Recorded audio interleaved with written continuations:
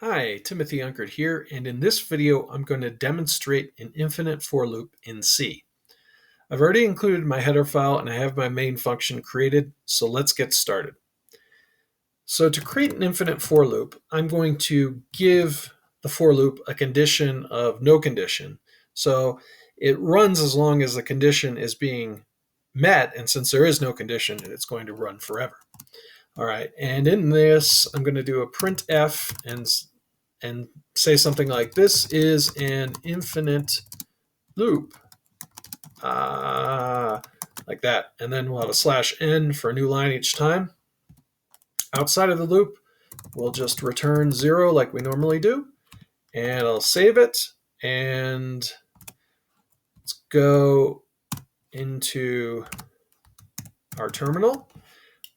This one I'm running Emacs, so now let's compile it into infinite for loop. Okay, and let's run it.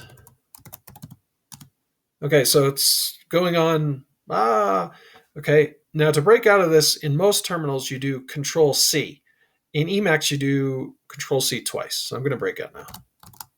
Okay, so I did a keyboard interrupt and I got out of there. In rare cases, you do want to create an infinite loop. A lot of times it's just programmer error. But if you do accidentally create an infinite loop, and you probably will, I have many a times, you can break out of it with Control-C, Control-C if you're on the Emacs E shell, or just Control-C on many terminals. I hope you found this video interesting. If you did, please like, subscribe, and hit the bell for notifications. It really does help the channel grow. I thank you for watching, and I hope to see you in the next one. Have a great day. Bye.